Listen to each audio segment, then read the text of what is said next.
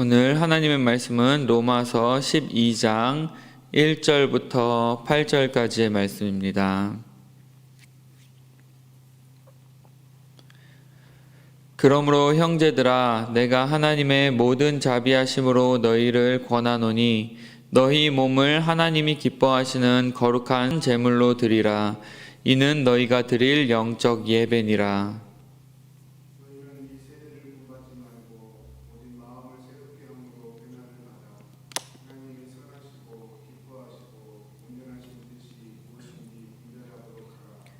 내게 주신 은혜로 말미암아 너희 각 사람에게 말하노니 마땅히 생각할 그 이상의 생각을 품지 말고 오직 하나님께서 각 사람에게 나누어 주신 믿음의 분량대로 지혜롭게 생각하라.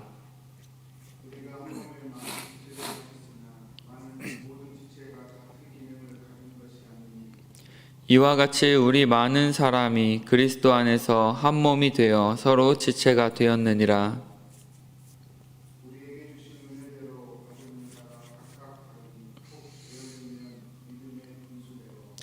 혹 섬기는 일이면 섬기는 일로, 혹 가르치는 자면 가르치는 일로, 혹 위로하는 자면 위로하는 일로, 구제하는 자는 성실함으로, 다스리는 자는 부지런함으로, 긍휼을 베푸는 자는 즐거움으로 할 것이니라.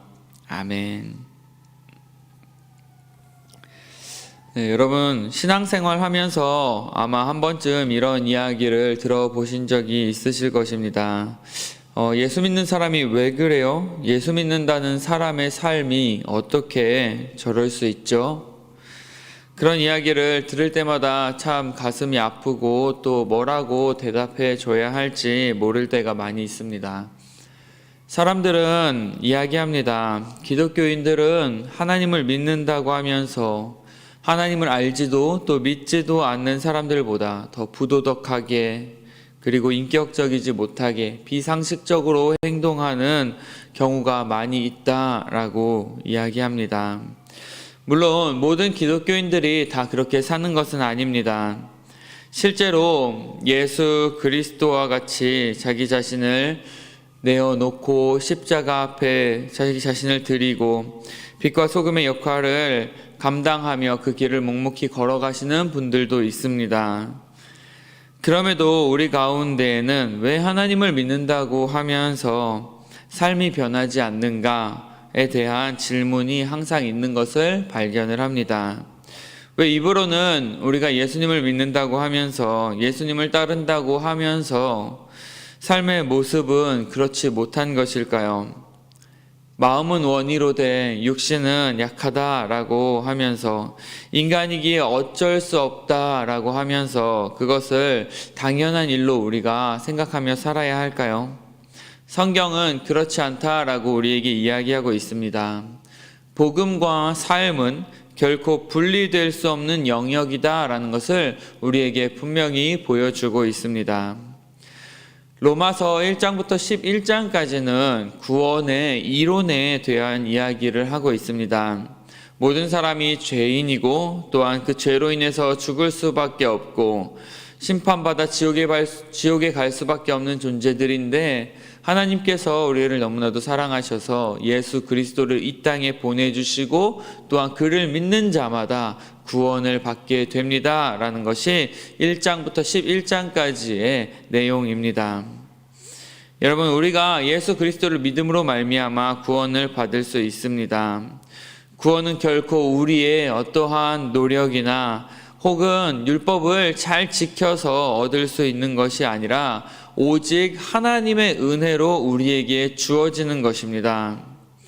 그리고 이제 12장부터 바울은 그렇다면 우리가 구원받은 성도로서 어떠한 삶을 살아야 되는가에 대해서 이야기를 해주고 있습니다. 오늘 이제 12장 말씀을 시작하면서 바울은 그러므로 라는 단어로 시작을 하고 있습니다. 여러분, 모든 것이 은혜입니다. 그러므로 이제 내가 너희에게 권한다. 너희 몸을 하나님이 기뻐하시는 거룩한 산 제사로 드려라. 이것이 너희가 드릴 영적 예배다. 여러분, 복음에는 순서가 중요하다라고 이야기를 했죠. 바울은 먼저 성도들에게 올바른 삶을 살아야 합니다라고 이야기하지 않습니다. 그는 먼저 1장부터 11장의 그 긴 지면을 할애해서 복음에 대해서 분명하게 그리고 충분하게 우리에게 설명을 해 주었습니다. 하나님이 어떤 분이신지, 그리고 예수 그리스도가 왜 이 땅에 오셔야만 했는지, 우리의 모습이 어떠한지에 대해서, 그 복음에 대해서 정확하게 우리에게 알려주었다라는 것입니다. 그리고 이제 12장에 와서 그는 그러므로 라고 말씀하고 있습니다. 여러분, 우리가 성도로서 올바른 삶을 살기 위한 첫 번째 단계가 무엇이냐 하면 바로 이 복음을 올바로 이해하는 것입니다. 따라서 12장에 들어가기에 앞서서 아직 복음에 대해서 혹 하나님이 누구신지에 대해서 알지 못한다면 우리는 다시 앞으로 돌아가야 합니다. 이론으로만 아는 것이 아니라 그것이 우리 마음에 와 닿아야 한다라는 것입니다. 제가 캐나다 와서 첫 번째 유스코스타를 갔을 때에 그 주제가 복음으로 돌아가자 였습니다. 여러분, 복음으로 돌아가자라는 것이 무엇입니까? 여러분, 복음을 모릅니까? 사람들이 예수 그리스도가 우리의 구원자이시고 이 땅에 오셔서 십자가에 달려 돌아가신, 그리고 부활하신 그 사실을 모르고 있기 때문에 우리가 복음으로 돌아가자라고 이야기합니까? 아니죠. 우리가 정말로 복음을 제대로 알고 그것이 나와 상관없는 복음이 아닌 나에게 꼭 필요한 기쁜 소식으로 다가오게 하자라는 것, 그것이 바로 복음으로 돌아가자라는 것의 의미입니다. 여러분, 성경은 율법을 잘 지키는 것보다 하나님이 어떤 분인지를 아는 것이 더 중요하다라고 우리에게 가르칩니다. 하나님을 사랑하려고 노력하라라고 이야기하지 않습니다. 하나님이 우리를 얼마나 사랑하셨는지에 대해서 알려줍니다. 그리고 목숨을 다하고 마음을 다하고 뜻을 다하여 주 너의 하나님을 사랑하라라고 하십니다. 우리가 아무리 잔소리를 하고 그 사람의 잘못된 행동을 고치려고 해도 잘 되지 않을 때가 많이 있죠. 남편이 양말을 아무데나 벗어놓는다던가, 아니면 아이들이 집에 돌아와서 손도 안 씻고 음식을 먹는다던가, 먹은 것을 아무데나 내버려 둔다던가, 이러한 것들을 우리가 아무리 잔소리를 하고 고치려고 해도 내일이 되면 또다시 양말은 침대 밑에, 소파 밑에 있고, 또 우리 아이들은 먹은 것을 그대로 아무데나 내버려 둔 채 집이 엉망이 될 때도 많이 있습니다. 여러분, 참 쉽지가 않아요. 근데 그 사람을 변화시킬 수 있는 방법이 무엇일까요? 내가 너를 얼마나 사랑하는지를 보여주는 것입니다. 아이들을 제가 키우면서도 많이 느낍니다. 하지 말라고 하면은 오히려 더 해요. 잘 고쳐지지가 않습니다. 시온이에게도 밥 먹어. 야, 이거 안 먹어? 그러면 너 오늘 밥 안 먹으면은 앞으로 간식 없어. 혼난다? 라고 이야기를 합니다. 제가 자주 하는 말이에요. 근데 여러분, 그게 아니라 밥을 잘 안 먹고 편식하고 그러면 영양소가 우리 가운데 골고루 섭취되지 못해서 건강해지지 못한다. 그리고 또 엄마 아빠가 너를 위해서, 너를 사랑해서 이렇게 맛있는 음식을 준비했으니까는 같이 먹자라고 이야기하는 것, 이것이 바로 올바른 자세가 아닐까라는 생각을 요즘 들어 하게 됩니다. 물론 아이들이 이렇게 좋은 말로 하면은 더 말도 안 듣고 더 뺀질 될 때가 많이 있다라는 것을 압니다. 그렇지만 그만큼의 인내가 우리 가운데에 필요하다라는 것이죠. 하나님 역시 마찬가지입니다. 감히 우리와 비교할 수도 없이 하나님은 지금도 우리를 보고 인내하고 계십니다. 우리가 잘못했다고 해서 지금 당장 우리에게 벌을 주시고 협박하지 않습니다. 기다리십니다. 계속해서 성경을 통해서 자신이 어떤 분이신지를 우리에게 알려주시고 그분의 사랑을 계속해서 우리에게 보여주고 계십니다. 우리가 돌아올 때까지요. 그래서 이런 찬양도 있죠. 하나님 사랑의 눈으로 너를 어느 때나 바라보시고 하나님 인자한 귀로서 언제나 너에게 기울이시니. 여러분, 이러한 하나님을 우리가 진정으로 만나고 그리고 그 복음을 우리가 진짜 복음을 깨닫게 되었을 때에 그러므로라는 고백이 우리의 삶 가운데에 나타나게 되는 것입니다. 하나님이 나를 사랑하셨으니까, 하나님이 나를 위해서 하나밖에 없는 예수 그리스도를 십자가에 죽기까지 나를 사랑하셨으니까, 그리고 지금도 나를 사랑하고 계시고 나와 함께하고 계시고 나를 지켜주고 계시니까, 그러므로 내가 나의 몸을 주님께 드립니다. 그러므로 내가 나의 삶을 주님께 드립니다. 이것이 바로 참된 고백이 되는 것입니다. 많은 사람들이 거룩한 삶을 살기 위해서 많은 계획을 세우고 결심을 합니다. 내가 TV 1시간 보던 거 30분으로 줄이고 성경 봐야겠다. 내가 아침에 일어나서 아니면은 자기 전에 꼭 기도로 하루를 시작하고 기도로 마쳐야겠다. 내가 새벽 예배 영상 빠지지 않고 시청해야겠다. 예배해야겠다. 하지만 어떻습니까? 작심삼일일 때가 많이 있습니다. 물론 안 하는 것보다야 낫죠. 하지만 여기서도 그러므로라는 고백이 먼저 있어야 된다라는 것입니다. 하나님이 나를 사랑해 주셨으니, 나를 구원해 주셨으니, 그러므로 내가 그것에 감사해서 큐티하고 성경 보고 기도하고 예배 드리고 이웃을 사랑하고 도와주고 하는 것입니다. 따라서 참된 복음을 우리가 먼저 알고 깨닫고 느끼고 경험할 수 있는 그러한 저와 여러분들이 되시기를 소원합니다. 그래서 저는 목회자들이 해야 되는 일도 바로 이런 것이라고 생각을 합니다. 그 사람들의 잘못된 습관과 행동에 초점을 맞추고 그 문제만을 바라보고 나아가는 것이 아니라, 그것을 고쳐보려고 하는 것이 아니라, 그들에게 참된 복음이 무엇인지, 진짜 하나님이 누구신지에 대해서 알려주고 그 하나님을 만나게 해주는 것, 그것이 바로 참된 목회자의 모습이 아닐까 생각이 됩니다. 제가 여러분보다 무슨 지식이 더 뛰어나다고, 제가 여러분보다 어떤 경험이 더 많다고 여러분을 가르치겠습니까? 오직 하나님의 말씀만 전할 뿐이죠. 그리고 그 말씀 가운데에 능력이 있는 줄로 믿습니다. 그렇다면 하나님의 은혜와 사랑을 느끼고 깨달은 사람의 삶은 어떠해야 할까요? 우리의 몸을 하나님이 기뻐하시는 거룩한 산 제물로 드려라 라고 바울은 이야기하고 있습니다. 무슨 이야기입니까? 우리의 몸이라는 것은요, 우리의 전부를 뜻하는 거예요. 삶의 어느 한 부분만이 아니라 우리의 삶 전체를 하나님 앞에 드려야 한다라는 것이죠. 근데 어떻게 드려야 합니까? 거룩한 산 제물입니다. 하나님 앞에서 우리 자신을 거룩하게 구별하여 드려야 된다라는 것이죠. 이것이 바로 우리가 드리는 영적 예배라는 것입니다. 영적 예배라는 것은 단순히 눈으로 보여지는 형식과 습관적으로 드려지는 예배를 뜻하는 것이 아닙니다. 우리의 마음을 다하여 매일의 삶, 매 순간순간을 하나님 앞에 정성껏 드리는 것을 이야기합니다.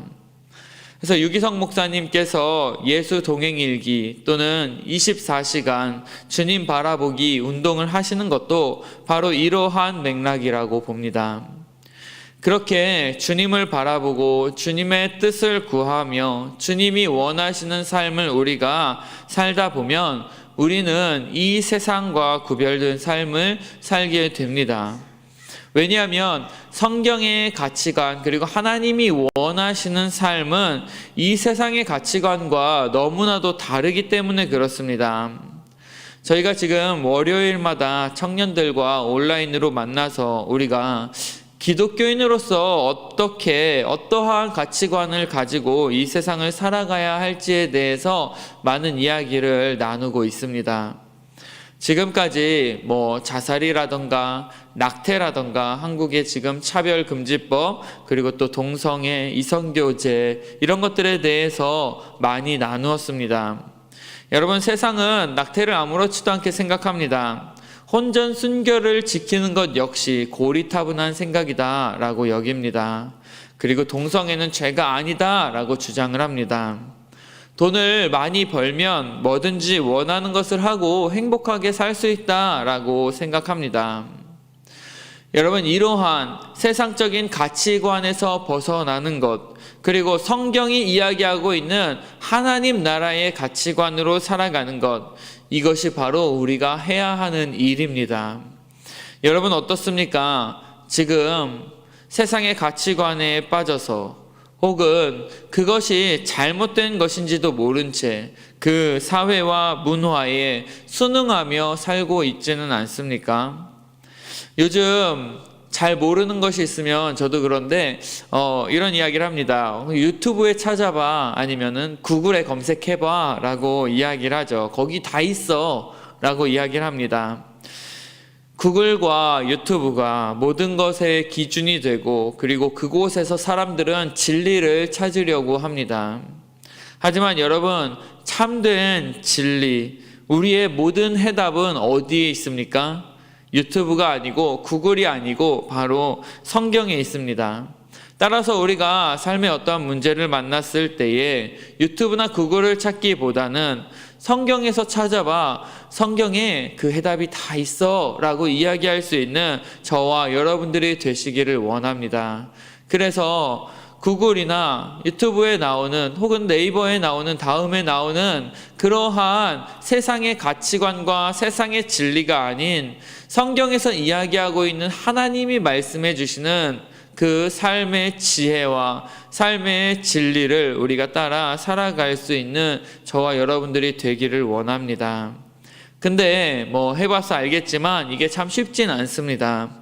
그래서 하나님께서는 우리에게 공동체라는 것을 주셨습니다. 오늘 본문에서 살펴봤듯이 몸의 각 부분의 역할이 다르듯이 교회 공동체 안에서의 각 개인의 역할도 다르고 또 그 기능 역시도 다릅니다. 그러나 우리가 한 몸이 되어서 서로 연합할 때에 하나님 나라가 이 땅 가운데에 이루어지는 것입니다. 코로나로 인해서 지금 우리가 모이지 못하고 또 공동체가 힘을 잃어가는 것 같지만, 이럴 때일수록 우리 자신에게 주어진 하나님의 은사가 무엇인지를 발견하고 그것을 통해서 킹선 한인교회를 세워갈 수 있는, 공동체를 세워갈 수 있는 저와 여러분들이 되시기를 원합니다. 그래서 정말로 하나님이 기뻐하시는 뜻대로 구별되어 이 세상 가운데에 승리하며 살아갈 수 있는, 그리고 우리 자신을 하나님 앞에 정말로 거룩한 산 제물로 드릴 수 있는 저와 여러분들이 되시기를 원합니다. 우리 함께 기도하겠습니다. 하나님, 감사합니다. 정말로 우리를 불러주시고 또한 우리를 구원해 주시고 그리고 지금까지도 우리를 인도하여 주시는 그 하나님의 사랑에 감사드립니다. 하나님, 우리가 우리 자신의 노력으로, 힘으로 그 율법들을 지켜 나가려고 노력하는 것이 아니라 정말로 하나님이 우리를 얼마나 사랑하셨는지에 더 집중하고 그 사랑을 우리가 먼저 충분히 느끼고 깨닫고 그것에 감사하여 주님 기뻐하시는 삶을 살아갈 수 있는 성도들 되어질 수 있도록 하나님께서 붙잡아 주시옵소서. 우리는 연약합니다. 부족합니다. 그렇기 때문에 더욱더 하나님의 은혜를 구하며 나아갑니다. 이 세상을 살아간다라는 것이 결코 쉬운 일은 아닙니다. 세상의 가치관이 아닌 하나님 나라의 가치관으로 살아간다라는 건 역시 너무나도 어렵고 힘듭니다. 하지만 하나님, 우리가 이 시간 다시 한번 결단하기를 원합니다. 하나님과 동행하며 하나님 기뻐하시는 삶을 살고 그리고 하나님 나라의 그 공동체로서 우리가 이 세상을 빛과 소금의 역할을 감당할 수 있는 그러한 성도들 될 수 있도록 붙잡아 주시옵소서. 감사드리며 예수님의 이름으로 기도합니다. 아멘. 하늘에 계신